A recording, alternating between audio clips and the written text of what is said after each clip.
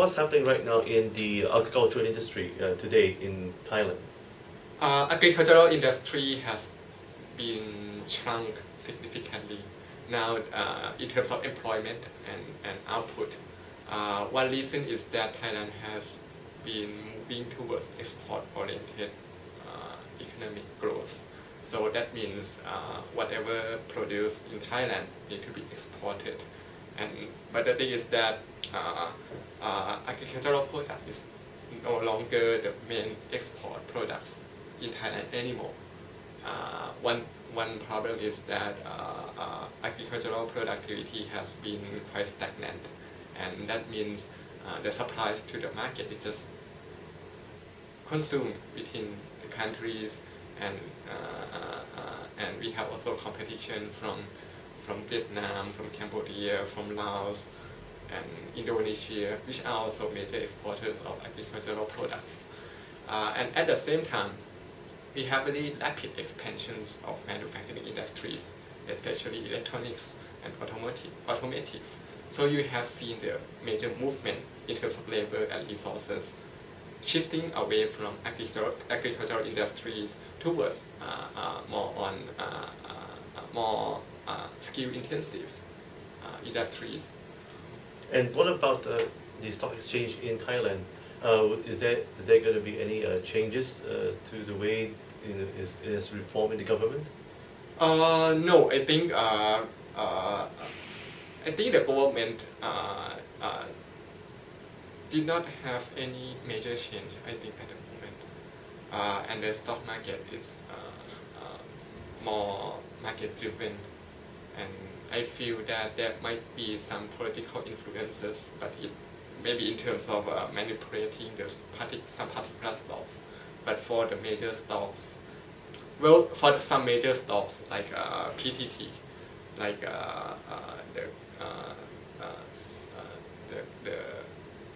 the companies that are highly influenced by the government, this kind of thing, of course, is influenced by the government manipulation also. But I think most of the stock in Thailand is highly market-driven, and given that financial market in Thailand is quite liberalized, it's connected to the global financial market. I think it's more influenced by the global economic environment, like the Eurozone, debt crisis, the economic slump in US, or situation in China, something like that, rather than the domestic policy. How important is Thailand making their voice, in APEC this year? In APEC this year, well, first of all, APEC is the platform without any binding commitment. Of course, Thailand is the major supporter of APEC, and it has participated in the APEC platform for a long time. And Thailand, of course, support the Trans-Pacific Economic Partnership Agreement, TPP or P4. Now it has expanded to include more and more countries, but Thailand is not yet ready at the moment to join the bandwagon, and for the reason that TPP is quite a high-level economic integration. It also involves many clauses, many trade facilitation measures that are highly advanced, and Thailand is not yet ready to take into account or impose that kind of conditions in the domestic market at the moment. But over time, I feel that Thailand will benefit from joining TPP. And when do you think that will happen in the future? I don't know when, but it also depends on the roles of major players like the US, Japan, and China. If China joins TPP, of course, all countries in Southeast Asia, including Thailand, will be very keen to join also. Japan at the moment is a bit hesitant to join. Then that moved the progress of TPP a bit. But I think TPP is a very good initiative, and it is an alternative to WTO, which has already been dead.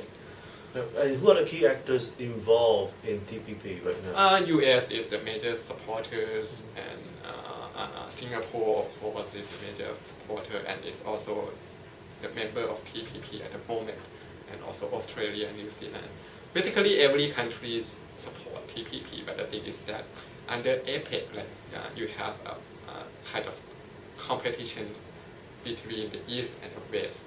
The West means US, and the East means China and Japan. Of course, that makes things more complicated and necessary. Yeah. About the global crisis, Yeah. do you think Thailand has the strength to pursue and probably survive? Yeah, of course. the I next think crisis? Thailand will survive the Euro financial crisis. Even European country is the major export market for Thailand, but Thailand also have many alternatives, like the US. Given that the US is kind of picking up slightly, that make the thing not so bad. And we also have closer ties to East Asia, especially China, Japan, more and more towards India. At the moment, not much, but I feel that the trend is moving toward India also. And so somehow Thailand has quite a good diversification of export market. So I don't think the economic slump in Europe will be transmitted into Thailand. In terms of financial market in Thailand is not quite connected to European market. Maybe the closer ties in terms of finance is to UK in London and New York in US, also Singapore and Hong Kong. These are connected. So I think the slowdown in US is more dangerous.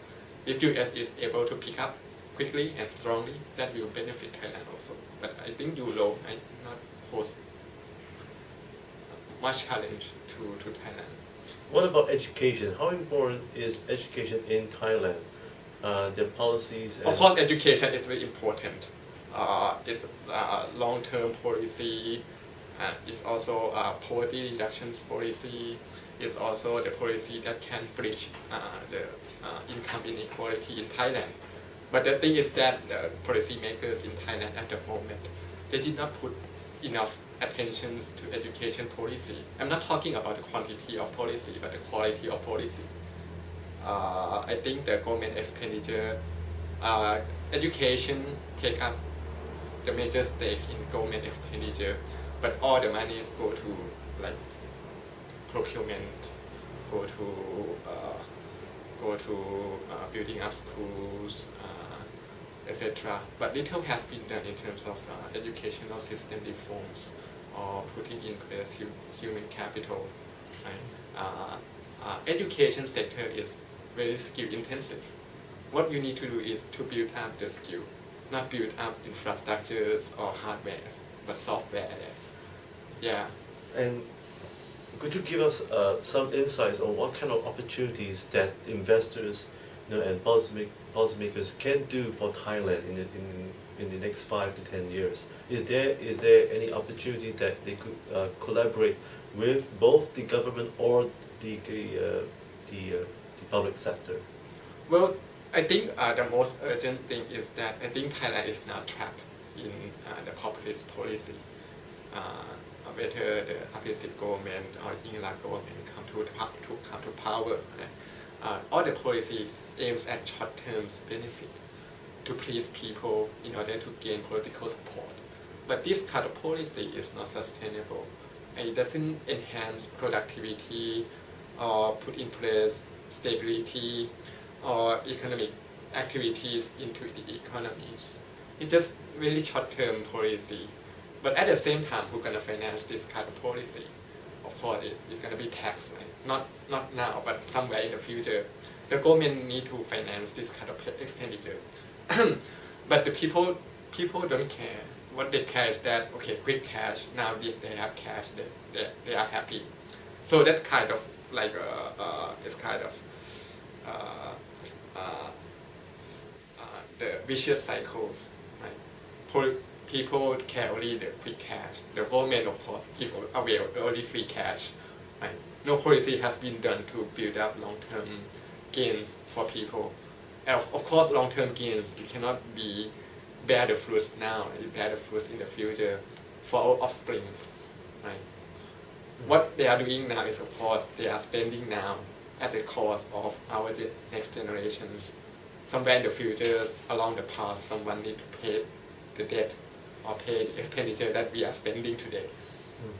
So, Yeah. but can investors come into Thailand, and as well as even for policymakers, when they come to Thailand, can they invest in Thailand for a long-term? Yeah, I think Thailand is very competitive and very attractive in terms of foreign investment. We have well-established infrastructures, connectivity to Southeast Asia and China, and also we have a large pool of skilled workers, and also on top of the government support in terms of building up industrial parks, tax exemption. So in terms of attractiveness, I think Thailand is still a very prospective place for long-term investment. Nevertheless, Thailand will encounter very tough competition. Right? Not sooner along the way, but even now, really tough competition, because all the developing countries come up quite strongly, like Cambodia. Now, if you go to Phnom Penh now, you can see skyscrapers coming up.